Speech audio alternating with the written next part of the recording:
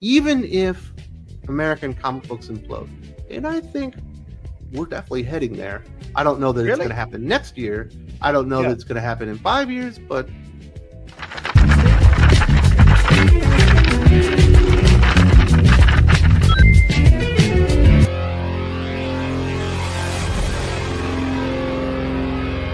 Ladies and gentlemen, it's another installation of Indie Comic Secrets with your boy, Fatal J. Now, I have a dope guest in the back. This man here. You know him in the YouTube algorithms. When you type in comic books, boom, his stuff is right there. You see it right there at the top. Now, when they come to me, you're gonna see me at number 1,000. I'm way at the bottom. This man here, he's not a hater of Zack Snyder. He's just a strong disliker. You know? My man, my friend, West of Thinking Critical. What's up, brother? not much. I'm so glad to be here, dude. It feels like you and I just got done talking on my shit. We might have. You know, you never know. Time travel is real. You know what I mean? Absolutely, dude. Now, hey, this is what I do. This is how I get people that's watching us right now to get to know you. I want to know about your origins. I want to know, how did you get into the world of comic books? How did you get into the world of YouTube? Where did this all begin when it comes to West? How did this all start? What's the origin?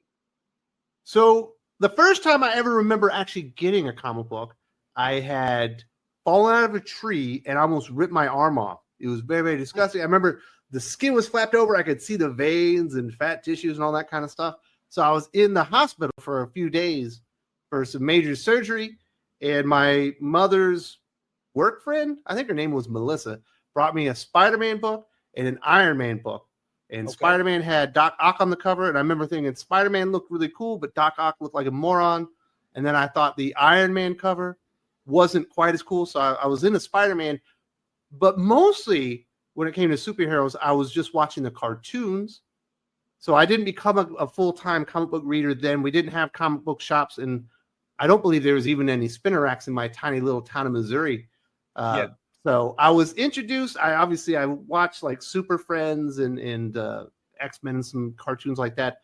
But Yeah. then when I got in the military, because I'm like retired master sergeant in the Air Force, a lot of my buddies, especially if they were in the Army or the Navy, they would like be reading comic books and stuff like that. But there was like one buddy for specifically, his name was Shazam.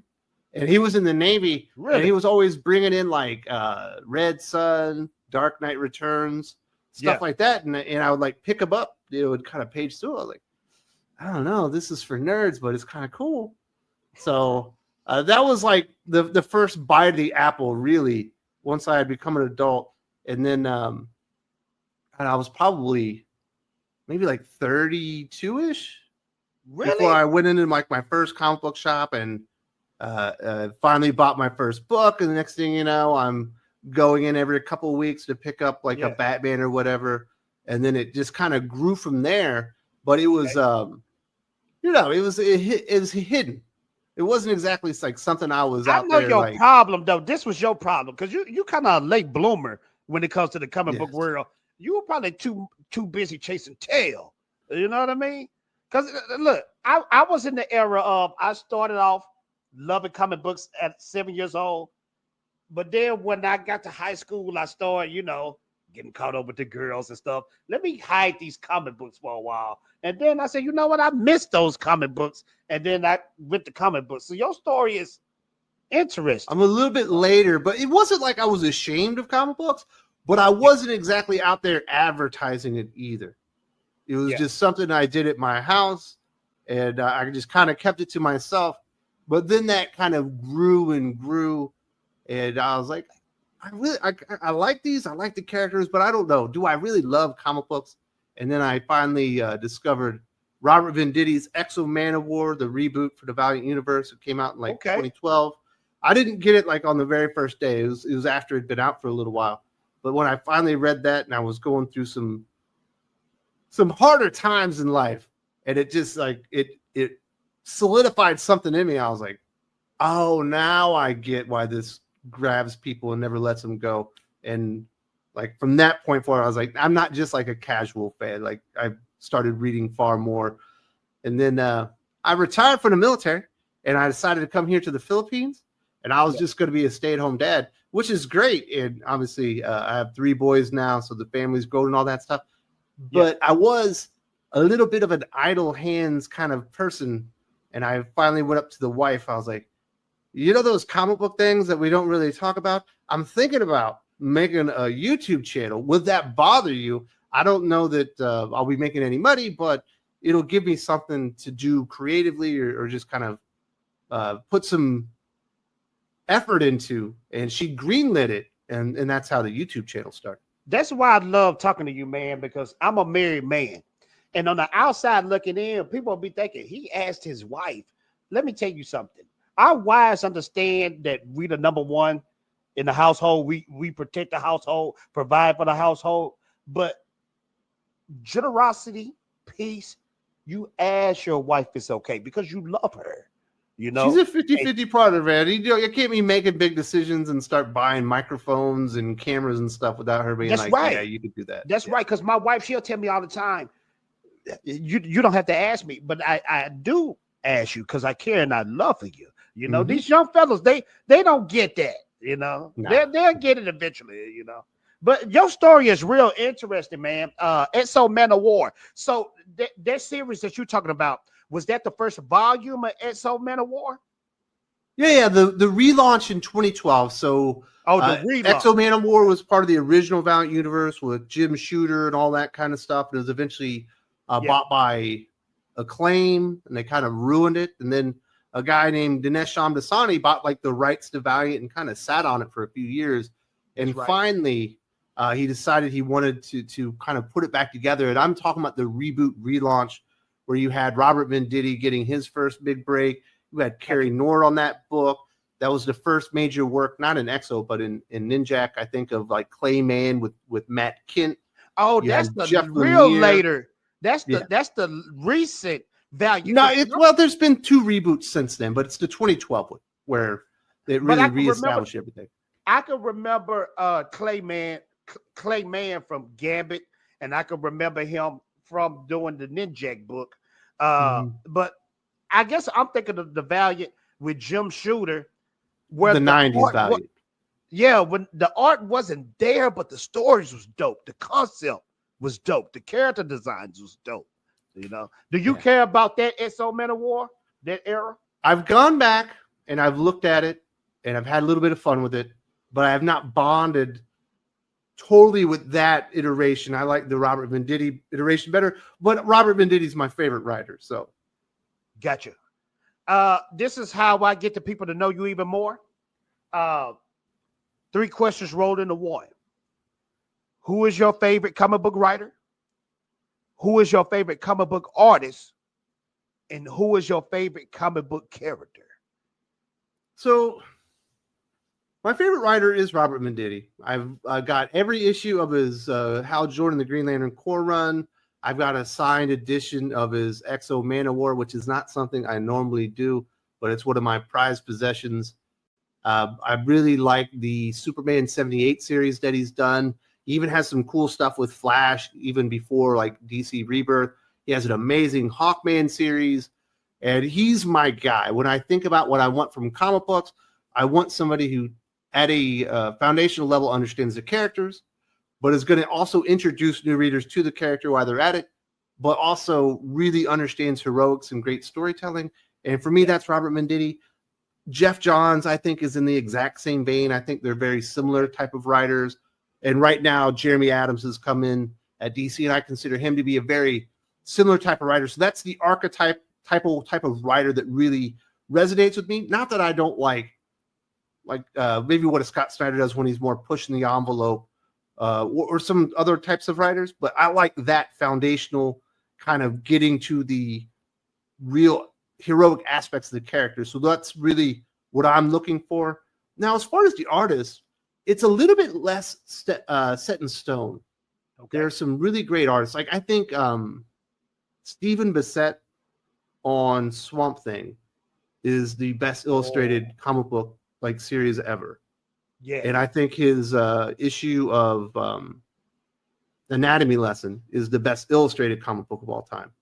Like it's very difficult to take kind of abstract concepts like that and actually make them visually make sense. And he did so much heavy lifting, you know, along with Alan Moore, who obviously is a great writer. So like that one stands out in my mind as like an achievement.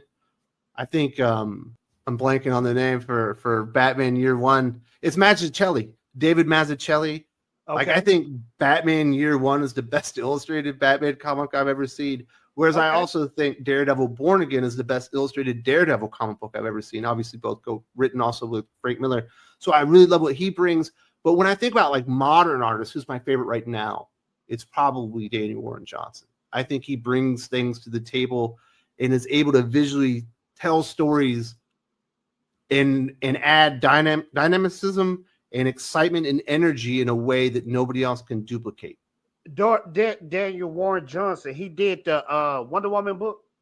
He did a Wonder Woman book, but most people are going to know him more from like the Transformers that he started on as the He did artist. A wrestling book too, though, right? Didn't he do a wrestling? Yeah, how to do a power bomb was absolutely fantastic. He's got an amazing Beta Ray Bill like miniseries that he did. His style, nobody has that style. Not really. I mean, there's a few other people that have something like kind of similar, like maybe a James Stocco has some Daniel Warren Johnson to him, but he doesn't do it the way that Daniel does, which is why I have to give Jorge Corona, the current artist on Transformers that's about to finish up. You know, he came in to replace Daniel Warren Johnson and completely adapted his style to Daniel Warren Johnson. And that's, I think, as close as you're going to get as far as like kind of emulating that style. But that's not really his style either. He's doing Daniel Warren Johnson. Gotcha. Like I said before, you're a big YouTube star. Everybody knows you. Everybody knows. There was a third question. What was the third question? No. My favorite character. Oh yeah. Oh yeah. See, you smart. I'm glad Eric Abdassi. In fact, one of my boys, I've got 3 boys. One of them might be named after Exo ManoWar. Ah, you described when we was on the show. That's exactly how I look at Exo ManoWar. It's Iron Man mixed with Conan the Barbarian. Yeah, Conan in an Iron Man suit. That's why he's so awesome. Because he's got the technology, but he's also got that warrior instinct about him. He's not like a super genius that made a tech suit. He's an enormous warrior that was bonded with a tech suit. Yeah, and I read a recent book, Exo ManoWar. The art was dope too, and his arm was missing. Mm-hmm. Has his arm always been missing? Or is that a in the Valiant relaunch with Robert Venditti, when he's aboard the Vine like spaceship, when they enslaved him and they were working in their gardens, they chop his hand off for getting out of line. And then when he bonds with the suit, it eventually, like within a half an issue, I believe, the arm grows back. But sometimes the arm goes away again. Yeah, because the one I read, like when the suit is on, you see the hand, but you know it's not his hand. And then when he out the suit, the hand is gone.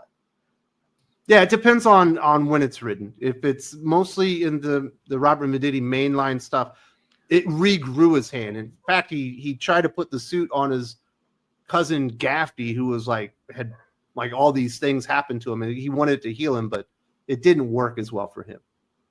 Gotcha. Third question was, who is your favorite comic book character? Yeah, Exo ManoWar. Oh, okay. Gotcha. I remembered it eventually. Yeah. But look, like I said, man, you're a big YouTube star. Everybody's know you. Do you remember your first video that you made on your channel? Yes, it's a review of Brian Edward Hill and Juan Ferreira's Killmonger series. Okay. Oh, okay. That video took me forever because I didn't know how to edit. So if I wanted the video to be right, I had to get it in one shot. And I started and stopped and restarted and stopped probably for 5 hours straight before I actually got the entire audio correct for what I was wanting to do. Isn't that weird? That's nuts, man. Like the longest I ever spent on the video was like 1 hour, and I consider myself a top tier peak editor. No, but I wasn't editing then. So I had to get the entire audio done correctly in one take. And if I made a mistake, I had to go back to the beginning and start over because I had no idea about video really or audio editing. I got you. Do you still do that? Do the style of StreamYard and when you do your interviews, or do you do something different? Because I know StreamYard was like your main thing. I've been using StreamYard for a long time. And I've actually been using StreamYard. It's the one thing that's been constant besides me on the channel has been the StreamYard. If you go back to like 8 years ago when the channel started, and then 7 years and 6 and 5, like you will see that the thumbnails have changed and evolved dramatically over time. You'll see even the way that I do videos. The very beginning, you never saw my face on camera. Most of everything that I did was scripted. And then I went to like a hybrid system, and then I went to completely all off the top of my head. And things have evolved over time, but StreamYard actually has never evolved. But the weird thing is that it's very strange that you bring this up because no one's ever actually asked me about StreamYard. I'm going to be not using StreamYard anymore after September. I'm moving to a different system because when I started, I was just doing YouTube videos, and I use StreamYard essentially as a recording studio. Yeah. And it keeps everything in the cloud and all that kind of stuff. But now that I've expanded out onto the Patreon and with channel memberships, I do far more podcasts now than I even do videos. And this next software that I'm going to be using records like all my audio locally. So the thing about StreamYard is if there's an internet outage, you can't record a video. I could be recording something here, and if there's like a little glitch, it'll throw glitches in my audio because it's recording it and storing it. Nothing is like true to what I'm actually saying, like the signal or the recording that I get. So everything is going to be done locally for me moving forward. So I'm actually going to be stopping using StreamYard.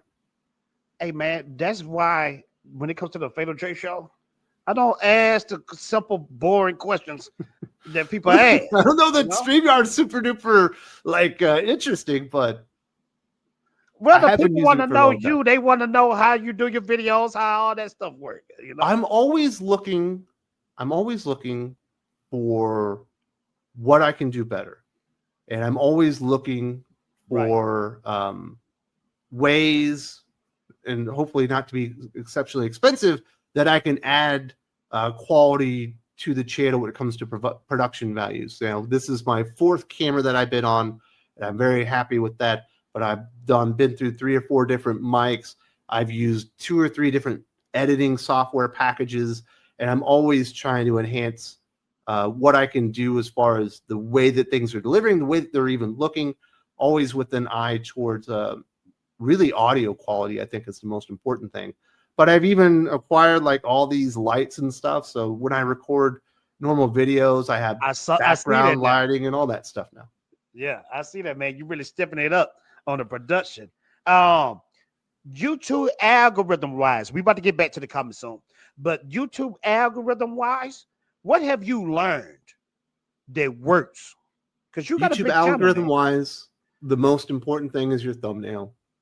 And the most important thing about a thumbnail is something, what I called it, the emotional anchor of the thumbnail.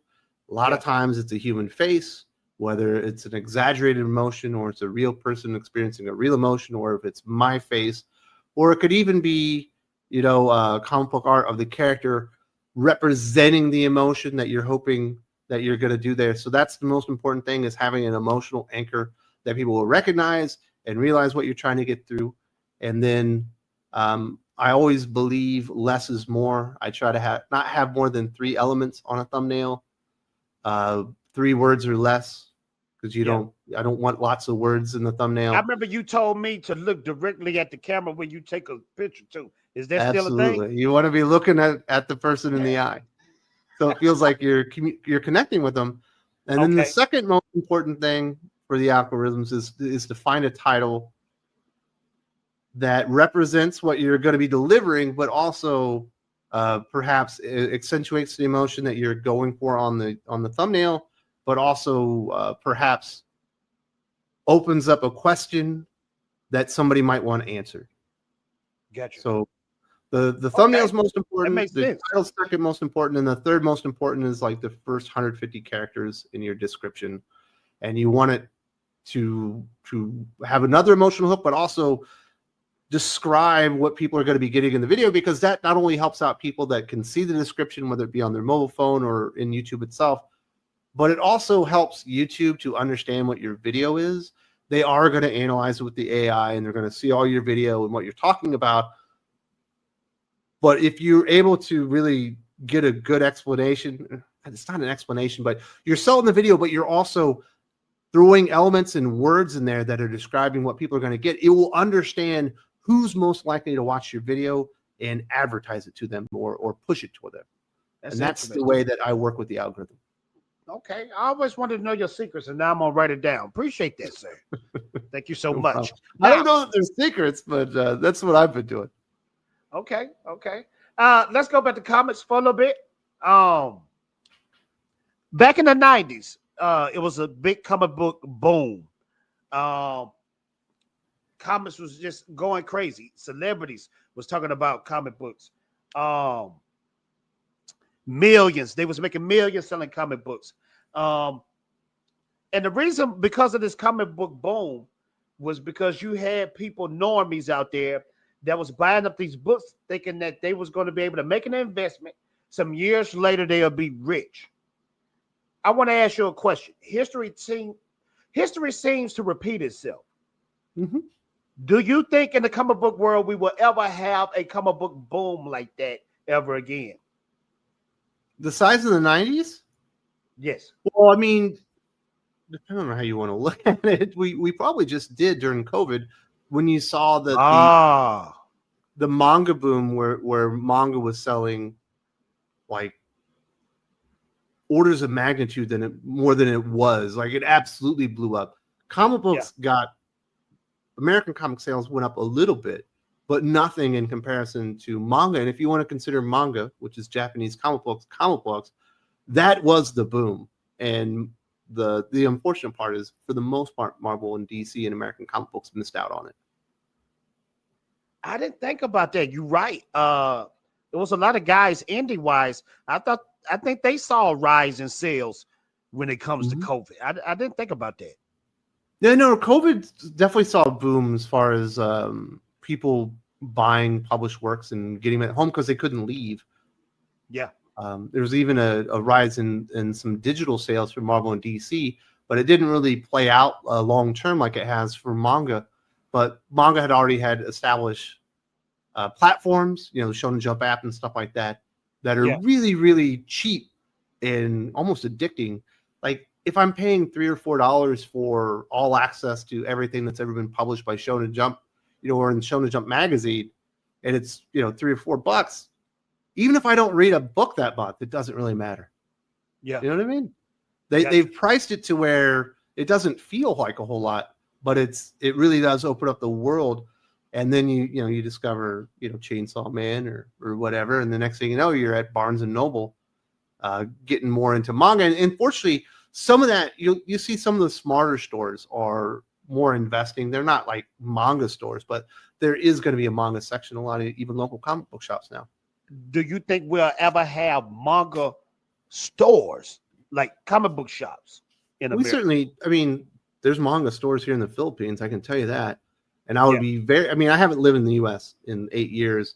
I just went back on vacation for a month. I went to Fan Expo Dallas, but I wasn't exactly going around like looking for small businesses. But I'd be surprised if you were, you're in Houston, right? Yeah. I would be very shocked if you went and searched manga store Houston if you didn't find 2 or 3 dedicated manga stores. Yeah. What do you think about crowdfunding comics? Because I know you do a lot of promotion on crowdfunding. Do you think that's going to always be a thing? That's a huge part of the market now. I mean, it's not obviously as big as Marvel or DC, and certainly not as big as manga, but that's a viable path for creators that want to retain their rights, and a lot of creators want to do that. but it's also a viable path that you could make the book that you want, and you don't have to ask for Image Comics permission, or you don't have to submit it to them and be like, you know what, this isn't what we're looking for nowadays. You get to have your own, IP, and you have your own fate in your own hands. Obviously you're doing a Ninja Blast and stuff like that. And I think even if American comic books implode, and I think we're definitely heading there. I don't know that it's going to happen next year. I don't know that it's going to happen in 5 years, but maybe within our lifetimes, there will be some type of, I don't know what to call it, an implosion. I think Marvel and DC will just, stop publishing new books, to be completely honest. But I don't see the crowdfunding part going away, because you still do have people that are heavily invested in comic books. They see them as being very, very valuable. You can go out there and establish that relationship with the creator, whether it be on YouTube or Facebook or Twitch or whatnot. There's so many ways to go out there and get your audience nowadays and connect with them and sell them on your book. You had the best on the tape. Unbelievable. Oh, you playing it? Now listen.